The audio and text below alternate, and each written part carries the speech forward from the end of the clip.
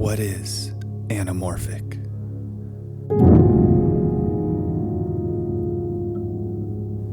Is it cinema?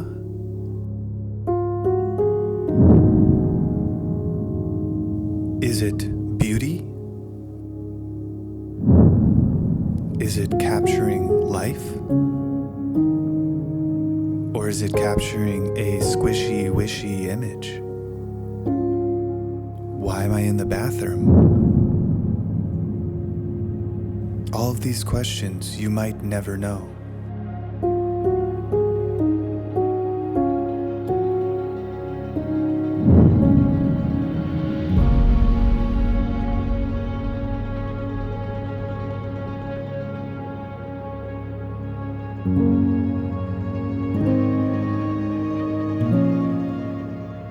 Hey everybody, welcome. Today we're going to talk about the Blazar Mantis anamorphic lenses. Now I know there's been a ton of videos on these lenses already and a lot of them are really great.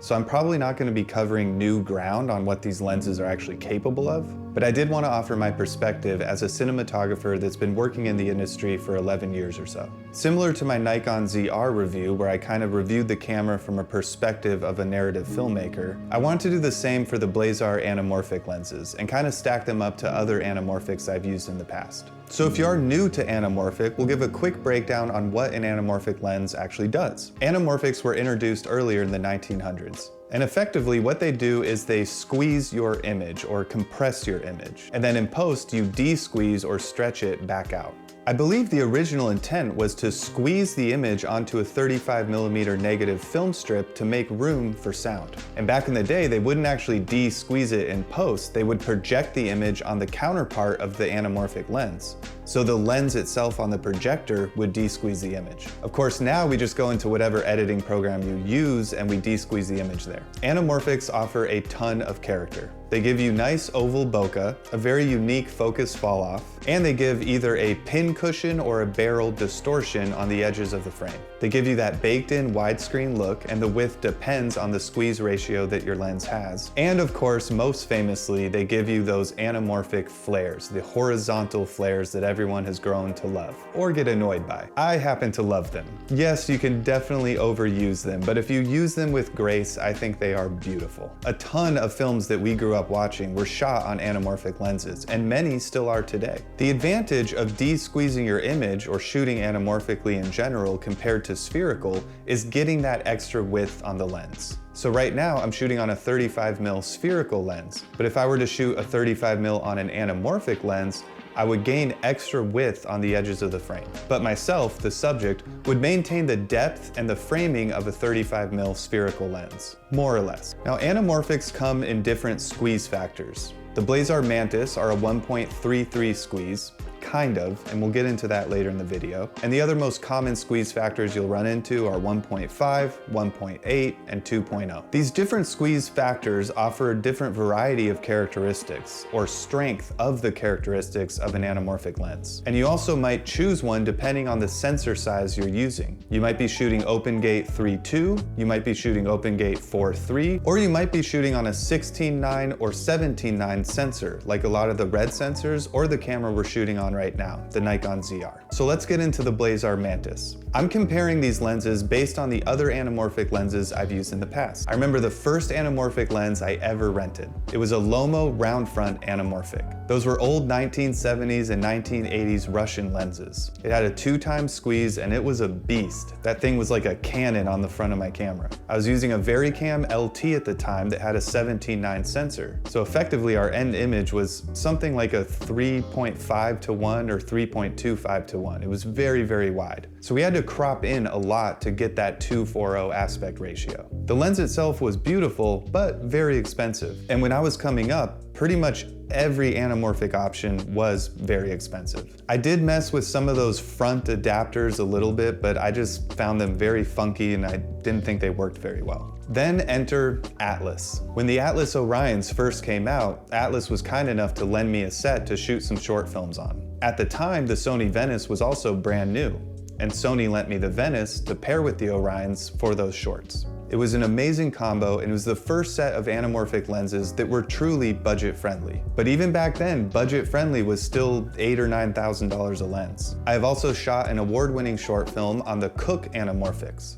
I believe they were the SPs, which is the special flares. We paired those with an Alexa Mini, and I also loved the look, but those are very expensive lenses.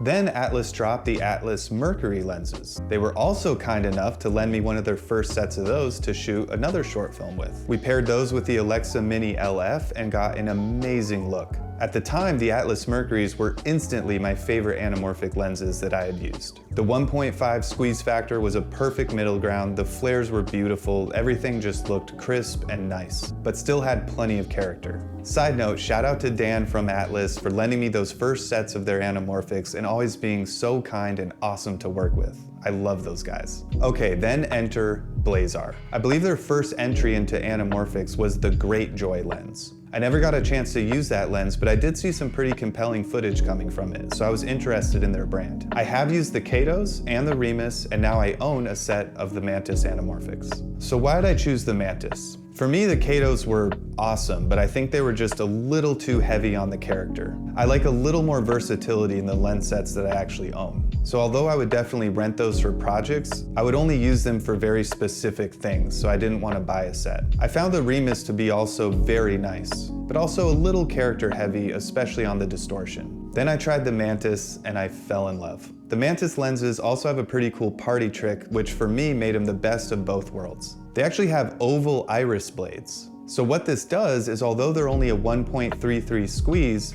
they offer the bokeh quality of a 2x squeeze anamorphic lens. And because they're a 1.33 squeeze, they're not as heavy-handed on the character of other anamorphic lenses. The distortion isn't quite as strong, they don't flare as easily, and they're a bit sharper than other anamorphic lenses. I can use them on different types of shoots, and the squeeze factor allows me to use them on different types of sensor sizes. So for a 16:9 sensor like we have on the Nikon ZR, I can get a nice perfect 2:4:1 cinematic aspect ratio. But if I do want to shoot 3:2 open gate, I can get something more like a 2:1 aspect ratio. That means if I want to go widescreen, I have wiggle room at the top and bottom to reframe, or I can crop in and get a nice 16:9 image with the character of anamorphic lenses. Now pretty much every lens, either spherical or anamorphic, has some focus breathing. Obviously, the higher end lenses are going to handle it a lot better, almost to the point where it looks like there's none at all. With anamorphic, that's a little harder to manage. Most anamorphic lenses, you're going to see some elements of focus breathing. But for the price of the Mantis, I think it handles it pretty well. Yeah, it's obviously there, but it's kind of just part of the character of the lens. I think they are plenty sharp to get a really nice look, but not too clinical. I think it handles the flares beautifully, and I really love how neutral the flares are. So they kind of adapt the color of whatever the light is that's flaring the lens. The bokeh is absolutely beautiful, partially because of those amazing oval iris blades. The focus fall off is natural and creamy. They also handle distortion very well. But let's get into what I found the most interesting part of the Blazar Mantis. They're not a 1.33 squeeze. If you look at this shot here, I'm just shooting a perfect circle. Here's what it looks like at a 1.33 squeeze. Now here's what it looks like at a 1.4 squeeze. I actually found a 1.4 squeeze to be the sweet spot for the Blazar Mantis. And all the footage you saw at the beginning of this video was at a 1.4 squeeze. These actually bring the Blazar Mantis closer to the Remus at a 1.5 squeeze. And in my opinion, makes the Blazar Mantis lenses that much more flexible to use on different sensor sizes. And then of course, there's the price. And that's mainly where my perspective comes from. All the anamorphic lenses I talked about that I've used in the past are gonna put quite a dent in your wallet, especially those higher end ones like the Cookes. For me, those are rental only. And Blazar offers deals all the time, which is wonderful. So I got a set of 3 of their Mantis lenses during a Black Friday sale for I think around $2 grand. When you put it in that perspective, everything that I just talked about is 10 times more impressive. The fact that you can get 3 of these lenses for still a fraction of the cost of some of the other anamorphic options out there is mind-blowing. So thank you, Blazar, for giving us filmmakers more options to shoot with anamorphic glass, because it is a wonderful experience. And if you haven't done it yet, I highly recommend you do so. Please like and subscribe if you haven't already. Thank you guys for watching, and I will see you on the next one.